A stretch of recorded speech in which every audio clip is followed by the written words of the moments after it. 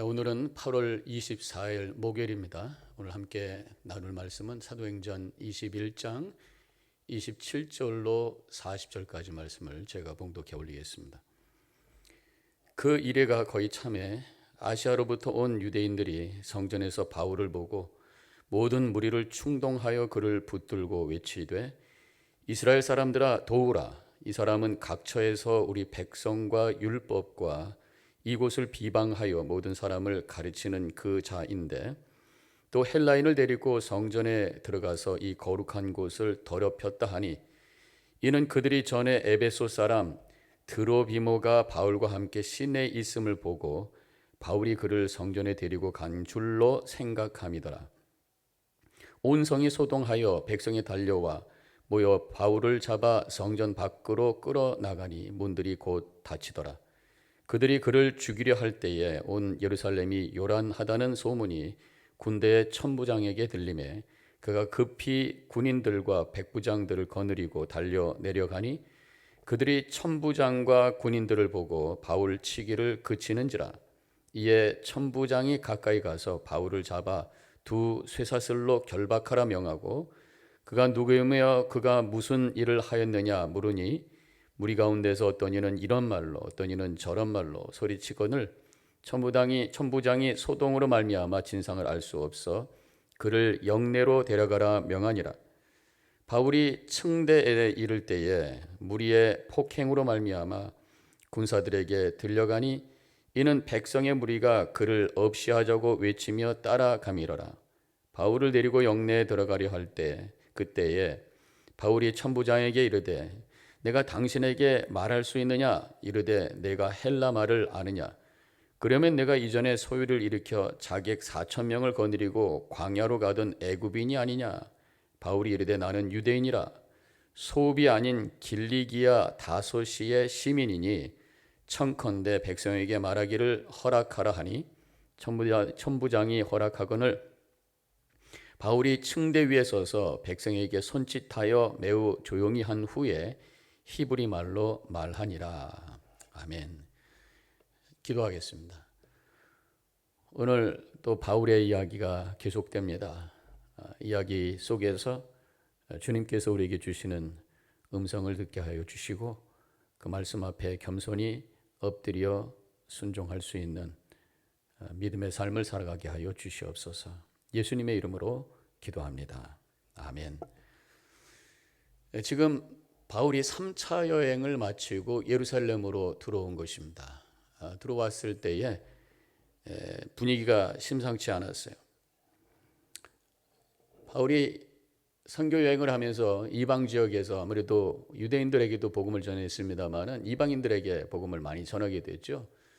그러다 보니까 예수님이 율법의 완성자이고 또 그들이 예수 이름 하나만 붙들고 예수님을 구주로 고백하면 구원받을 수 있다고 하는 것, 의롭게 된다고 하는 이 복음의 진리를 선포하면서 굳이 당신들은 할례 받지 않아도 되고 율법을 지키지 않아도 된다는 말을 자연스럽게 하게 되는 거죠. 그런 말을 들었던 이 유대인들이 다 이제 분노하고 또 바울에 대해서 미움을 갖게 되었다고 하는 것입니다. 그래서 지금 그 소식이 이제 예루살렘까지 들어왔겠죠. 바울이 예루살렘에 도착했을 때 분위기가 심상치 않았던 것입니다. 그래서 예루살렘에 있는 교회 지도자들이 바울을 지켜주기 위해서 서원한 4명과 함께 머리를 깎고 결례를 행하라. 그런 말씀이 나옵니다. 오늘 봉독한 말씀 앞부분이 되겠죠. 이 결례라고 하는 것이 지금 나시린의 결례를 의미하는 것입니다. 나시린이라고 하는 것은 평생 또는 어떤 일정 기간 동안 하나님께 완전히 그 시간을 바쳐서 거룩하게 살기로 이제 어떤 결단하고 서원하는 그런 의식이 나시린의 결례라고 할 수가 있습니다. 오늘 말씀에 보면 7일 동안, 1회 동안 했다고 그랬죠. 그래서 바울이 이러한 결례를 통해서 율법을 그대로 지키는 유대인이라고 하는 것을 이제 보여주는, 그래서 유대인들로 하여금 반감을 덜 갖도록 하기 위한 하나의 방법이었던 것을 알 수가 있습니다. 그런데 지금 아시아 지역에서, 즉 바울이 선교하던 지역에 있던 유대인들이 올라와 있었어요. 그들이 선동을 하면서 유대인들이 이제 흥분을 하기 시작을 합니다. 어떤 내용이었는가 하면 바울이 이방인을 데리고 성전에 들어갔다, 그런 말씀이에요. 이 성전에 들어갔다고 하는 것이 어떤 의미인가? 성전의 구조를 잠깐 살펴보면 성전 건물이 있습니다. 성소와 지성소가 있는 건물이 있죠. 그리고 그 밖에 안뜰이 있고 바로 성전 바로 앞에서는 이제 번제단과 놋바다라고 그러죠. 손발 씻는 곳이 있고, 그리고 이제 안뜰이 있고, 안뜰 밖에는 바깥뜰이라고 하는데 다른 말로는 이방인의 뜰이라고 합니다. 그 뜰 사방으로는 행랑이 있습니다. 지붕만 있고 기둥만 있는 그런 건물이 쭉 사방으로 둘러쳐 있고, 거기에 많은 사람들이 와서 앉아 있고, 이방인의 뜰이라고도 하는데 아무나 들어올 수 있는 그런 곳이죠. 그런데 거기서 이 안뜰로 들어가는데 층계가 몇 개가 있는데 그 앞에 글씨가 써 있어요. 이곳 이상으로 이방인이 들어오면 사형이다. 그 안으로 들어가면은 안뜰이 나오는데 거기는 여성들까지도 들어갈 수는 있어요. 그런데 이방인 들어가면은 안 돼. 지금 성전에 들어갔다고 하는 것이 바로 거기 그곳을 넘어서 안뜰까지 들어갔다라는 헛소문을 낸 거죠. 그래서 사실이 아니었습니다. 그래서 오늘 본문의 29절에 보면은 이는 그들이 전에 에베소 사람 드로비모가 바울과 함께 시내에 있음을 보고 바울이 그를 성전에 데리고 들어간 줄로 생각함이로라. 지금 제대로 상황을 보지도 않고 있지도 않았던 사실을 가지고 크게 떠들어댄 것이죠. 어쨌든 이런 이방인이 성전에 들어가면 사형이라고 하는 그 선을 넘어 들어갔다라고 하는 소식에 유대인들은 흥분하게 됩니다. 그러면서 바울을 죽이려고 하는 거죠. 사람들은 사실관계 확인도 안 됐는데도 불구하고 이런 부정적인 소식에 대해서 더 믿으려고 하는 경향이에요. 그리고 흥분하고, 이거 인간의 죄성의 증거라고 할 수가 있습니다. 다행히 이 천부장이 그 소식을 듣고 와서 바울을 일단은 사슬로 묶어서 결박을 하게 되죠. 그리고 군인들에 의해서 들려서 올라가게 됩니다. 오히려 그것이 바울을 보호해 준 그런 상황이 되어버리고 만 것입니다. 근데 이런 사건이 이제 오늘 본문의 말씀인데, 이 사건을 보면서 깨달아지는 것이 있습니다. 거룩한 사역을 마친 후에 이런 고난이 올 수도 있구나. 지금 바울은 3년 동안 3차 선교여행을 하면서 얼마나 땀을 흘렸겠어요. 그때 뭐 자동차를 타고 다녔겠어요. 다 걸어 다니고 배 타고 다니고, 그러면서 온전히 자기의 삶을 하나님께 드리면서 교회를 세우고 교회를 격려하고 거룩한 일을 하고 돌아왔는데, 그러면 막 박수를 쳐야 되는데 그것이 아니라 이렇게 고난이 닥쳐오게 됐다는 것이죠. 바로 이것은 세상이 악하다고 하는 것을 이제 보여주는 사건이라고 할 수가 있습니다. 이 세상은 하나님의 뜻이 이루어지는 것을 자꾸만 방해하는 것입니다.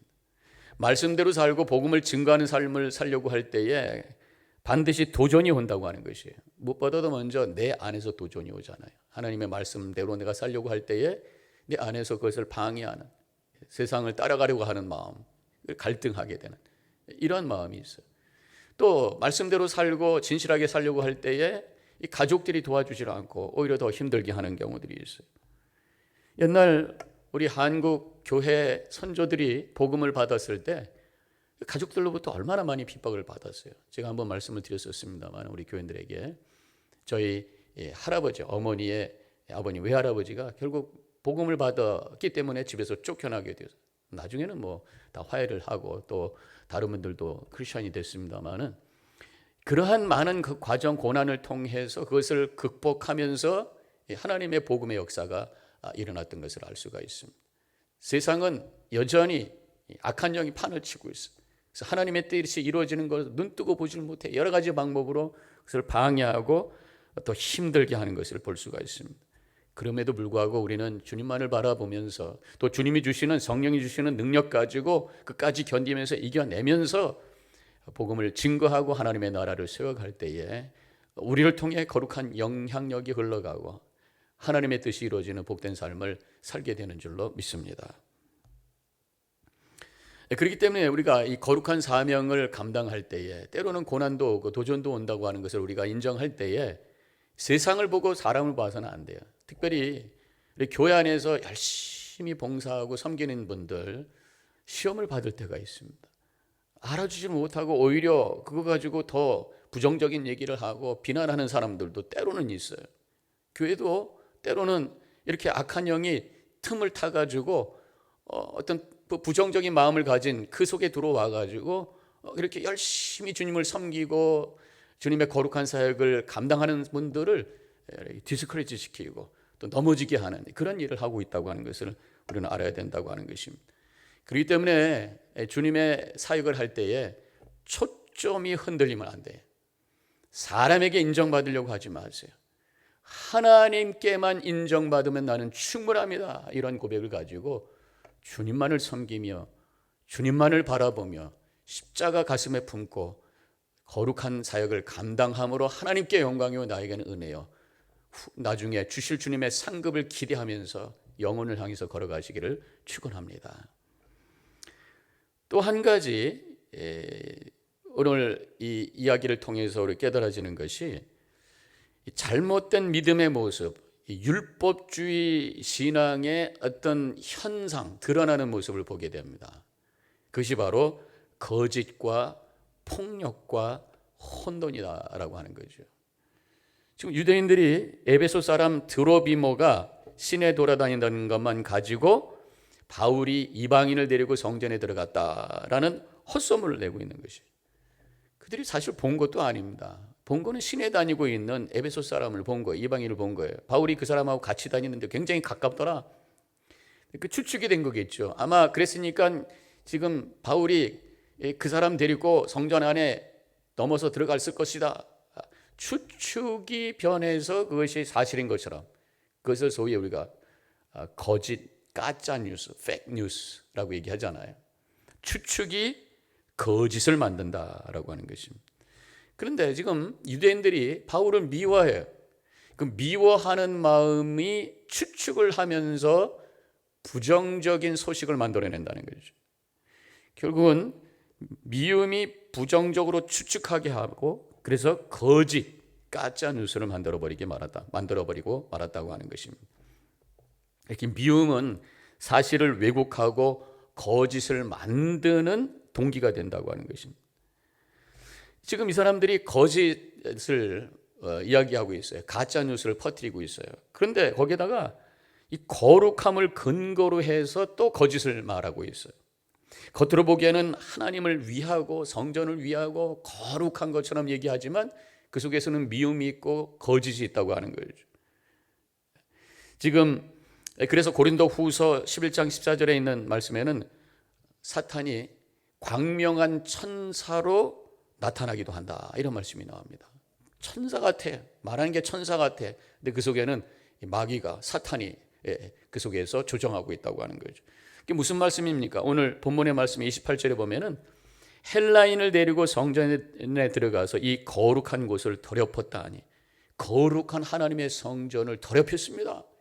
바울이 헬라 사람 이방인을 데리고 성전에 들어감으로 말미암아 이 거룩한 하나님의 예배 장소를 지금 망가뜨렸습니다. 어떻게 이 거룩한 곳에 이 거룩 하나님의 뜻 이것을 언급하면서 거기에 거짓이 들어가고 거기에 미움이 들어가고 이 사탄의 역사라고 하는 거죠. 교회에서도 큰 분쟁이 일어날 때 보면은 다 하나님의 뜻을 이루기 위해서 그렇다고 해요. 교회가 거룩한 하나님의 교회가 되기 위해서 이래야 됩니다. 그것은 틀렸습니다. 잘못됐습니다. 그러면서 비방하고 미워하고 그러면서 사실을 왜곡하고 과장하고 성도들을 자극하고 교회를 분란시키고 혼돈으로 빠지게 하는 이러한 역사가 일어나는 이 사탄이 뒤에서 조절하는 것이 이것이 바로 율법주의 신앙의 어떤 결과라고 할 수 있어요. 이 거짓, 폭력, 혼돈, 갈등 이런 것들을 만들게 된다고 하는 것입니다.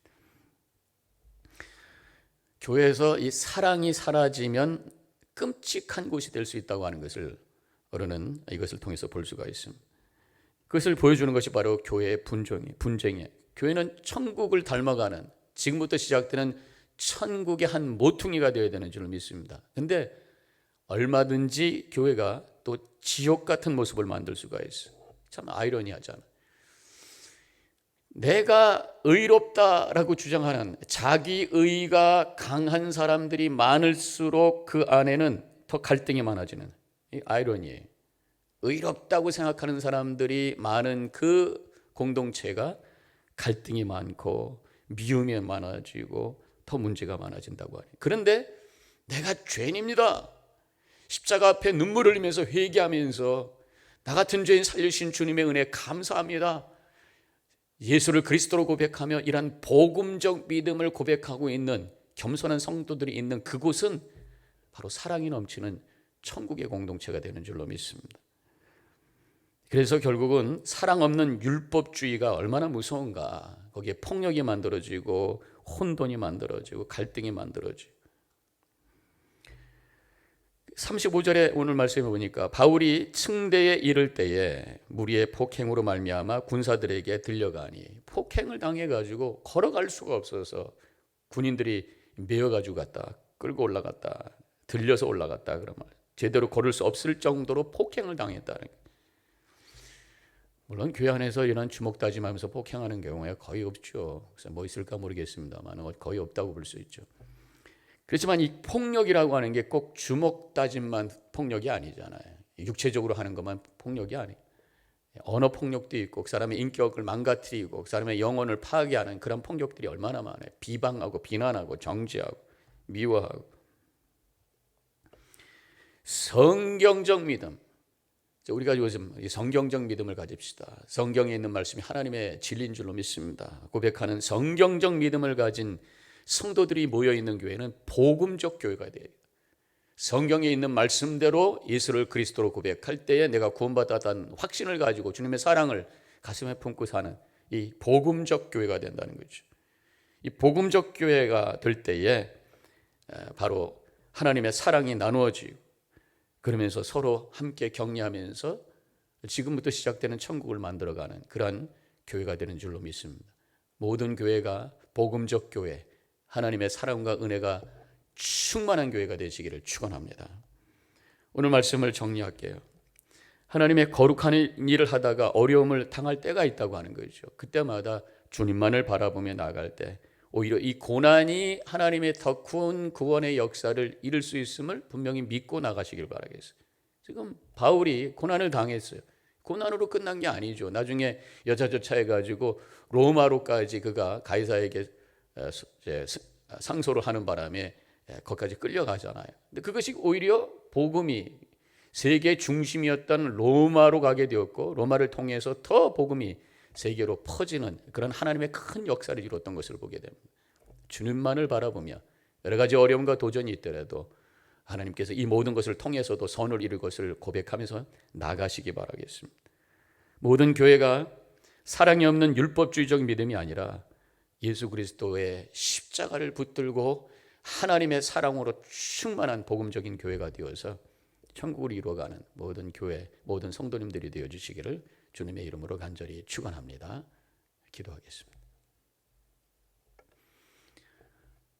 오늘 바울의 그 고난의 이야기를 통해서 우리 자신을 되돌아봅니다. 주님의 거룩한 일을 감당할 때 오는 도전이 있음을 저희들이 인정하면서, 그럼에도 불구하고 주님만을 바라보며 주님을 섬기는 저희들 되게 해주시고, 예수님의 십자가의 그 은혜와 하나님의 사랑을 늘 가슴에 담고 복음적 믿음으로 많은 사람들에게 은혜를 끼칠 수 있는 모든 교회, 모든 성도님들 되게 하여 주시옵소서. 이 모든 말씀 예수님의 이름으로 간절히 기도합니다. 아멘.